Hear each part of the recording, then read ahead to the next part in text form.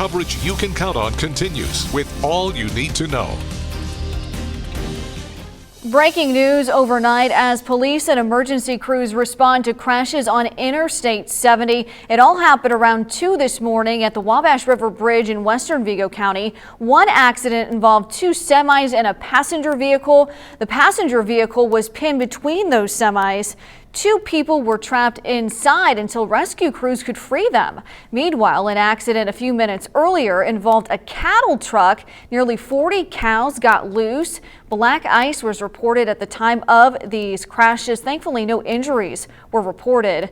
Now, state police tell us one eastbound lane is now open, but traffic is backed up for 6 miles. We do want to note, too, we just heard from Sergeant Matt Ames with Indiana State Police, and he says that the eastbound lane at the 3-mile marker is now shut down due to a passenger vehicle fire. So again, Indiana State Police urging everyone to just avoid the interstate this morning. And things aren't much better on U.S. Highway 40 either. We have a traffic alert from Vigo County Dispatch.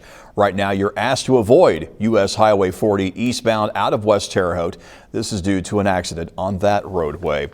Meanwhile, Russia's invasion into Ukraine has started. Ukraine has imposed martial law, and the U.S. confirmed missile strikes at key control centers in the nation's capital. Explosions were also heard in a border city. Russian President Vladimir Putin told Ukrainian forces to lay down their arms and go home.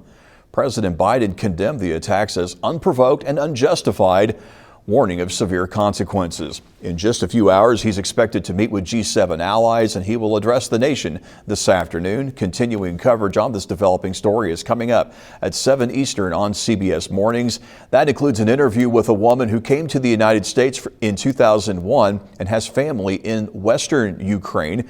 Jerika Duncan investigates how Ukrainian Americans feel about Russia's invasion. 1 year later, and a local family is still looking for answers after a deadly hit and run. Eddie Salado was hit just south of Dana, Indiana on Highway 36 on February 23rd of last year. Police found surveillance video of the truck they believe killed Salado. Those pictures are on your screen. Officers say it was a dark blue or gray Ford F-250 with a Boss snow plow on the front. If you know anything about this hit and run case, call Crime Stoppers at 812-238-STOP or Vermilion County Dispatch at 765-492-3838. Today, we could learn the name of the victim in a crash who died in a crash. It happened around noon yesterday in the Libertyville area. The Vigo County Sheriff's Office says a truck was speeding and slid off the road. It went down an embankment and hit a tree. Police say the driver was killed. An autopsy is scheduled for tomorrow on the victim of a house fire. Sullivan County Sheriff Clark Cottom told News 10 the fire started around noon yesterday in the old United Methodist Church of Duggar. Sheriff Cottom says the church had been converted into a home. Firefighters, with the help of a search canine, found one person dead inside that home. The name and gender of the victim is not being released at this time. The state fire marshal's office is investigating a cause of the blaze. Happening today, a mobile COVID-19 vaccination clinic will be set up at the Meadows Shopping Center.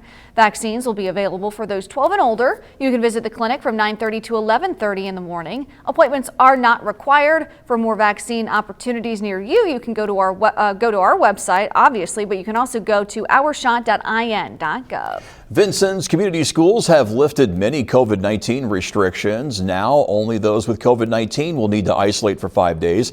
Close contacts will no longer be quarantined. A doctor's note or negative test is also no longer required to return to school. The corporation simply asks those who have been sick to be fever-free for 24 hours before returning to school. The Indiana Department of Health and the Davies County Health Departments are responding to an outbreak of syphilis near Washington, Indiana. The county is responding with free testing and treatment from February 28th through March 4th. The address and phone number of the department's on your screen. The most common risk factors associated with this outbreak include the use of methamphetamine, injection drug use, using social media or the internet to meet sexual partners, recent incarceration, and exchanging money or drugs for sex. Well, happening today, the Terre Haute Chamber of Commerce will hold its annual city update. This year's update with Mayor Duke Bennett had been set for late January. Mayor Bennett will recap the city's progress in 2021 and outline his plans for 2022. News 10 plans to attend this update and bring you details later today. Temperatures are going to be in a low spot most of the day, and a winter weather advisory has been issued for this afternoon for the majority of the Wabash Valley. This means more winter weather is going to arrive this afternoon. Mostly after lunch is when the most dangerous travel conditions are going to arrive. But if you have to do anything before lunch, still watch for slick spots. We still have a thin layer of ice early this morning after winter weather last night. Our temperatures are going to be in the mid-30s, higher than freezing, allowing for a wintry mix, but the ground's cold enough that, again, it's going to create slick spots as it falls tonight. As our temperatures drop back down below freezing, this is going to try to turn back into snow flurries and then move out. Drier conditions tomorrow, but early tomorrow morning, be careful for slick spots, mid-30s with sunlight returning this weekend.